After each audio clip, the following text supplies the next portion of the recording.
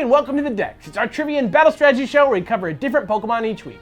I'm Cool Beauty Alex. And I'm PokeKellz. Guys, I'm so excited to do Butterfree this week. Me too, but promise you're not going to cry when you remember the episode where he leaves in the anime. It always kills the tone. No, Butterfree.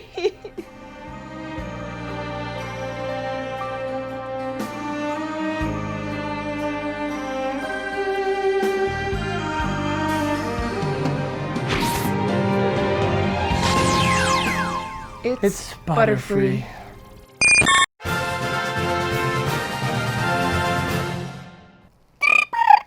Butterfree is the original butterfly Pokemon. It's the evolved form of Caterpie and Metapod, some of the first Pokemon you ever see in the first generation of games. It's obviously supposed to be a giant butterfly, but it might surprise you just how much it looks like the real-world black-veined white beauty. Is that not insane? That's like Pokemon in real life. Yeah, freaky. Butterfreaky. Speaking of which, its name is a combination of the words butterfly and free, alluding to the freedom of breaking out of cocoons, or just the general idea that butterflies are free. Oh yeah, think of all the art there is out there about butterflies. It's always about living your life on your own and not just doing stuff other people tell you to do all the time. Pretty ideas floating around on the rainbow wings. Interesting you should say that, by the way. Besides its shiny form, there have been two other high-profile color variants seen in the anime. That's right, it really makes you wonder how much Pokemon vary by habitat. There's the orange and yellow winged one from the Orange Islands and the pink-bodied girl one that Ashes runs away with. Oh, yep. And even though we don't know for sure, it's likely that the pink one comes from Pinken Island. It's a Pokemon preserve where a special fruit turns all the Pokemon who live there pink. Isn't that awesome? And like smiley and happy? I guess it's just...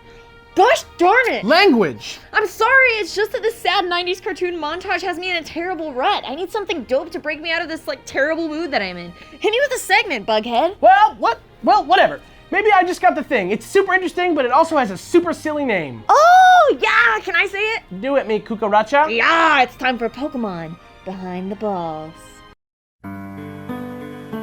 Besides Pikachu and the first-gen starters, there's barely anyone between the ages of 10 and 30 who doesn't know Butterfree's design. It's pretty cute for a bug, but what if that cuteness comes from a switch in the evolution line of another winged Pokemon, Venomoth?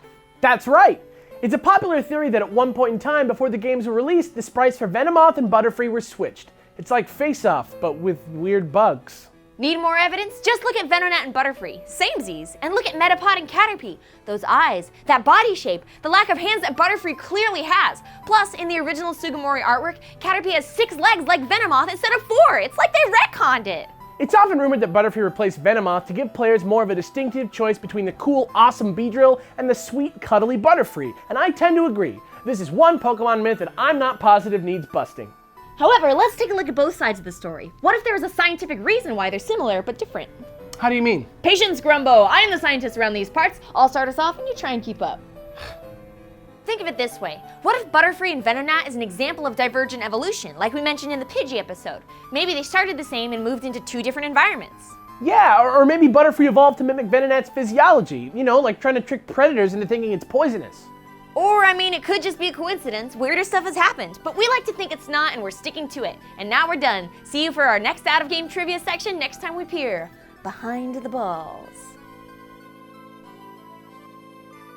Next time we peer behind the balls? What is this, Masterpiece Theater? The Twilight Zone? Nope, it's the Dex, dummy! And now it's time for us to do some battle strategy. All right, strap yourselves in, because we be getting Gen 6 battle crazy up in her Butterfree style.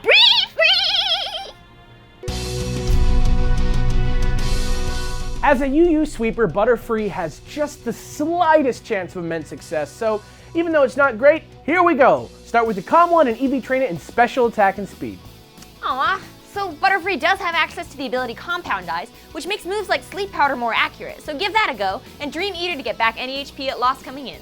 And while that combo seems pretty fearsome, Butterfree's not going to be able to sweep unless it uses Quiver Dance to boost its stats. Make sure he gets at least one off by giving him the Focus Sash. Next, make sure he has Bug Buzz. It's a great stab move and it goes right through those pesky substitutes. With all these tools at your disposal, sweeping with Butterfree is unlikely, but possible. Still, if that's not for you, here's a few random thoughts. Using Substitute instead of the Focus Sash helps you set up and frees up an item slot for leftovers. You could also try giving it a weakness policy to hold, which could bring the sweep in less turns at the cost of some major health. Choice Scarf's a totally other way to go. It boosts Butterfree's passable speed into sweeping territory. Just be careful choosing your moveset. You'll be locked into one until you switch. And finally, both Sleep Powder and Stun Spore take advantage of Compound Eyes, so combo its substitute and you can become your opponent's new nemesis. And that's it. Bye-bye, Butterfree. Oh, it's no use no matter what. I can't not cry. Oh, come on, it's a dumb kid show. I love it as much as you do, but I know when I'm being pandered to. I'll get my emotions strained by finer things, thank you very much. But what if you had to watch someone you cared about go away forever? Wouldn't that make you cry even if you knew they would be happy? That makes me cry every time. Yes.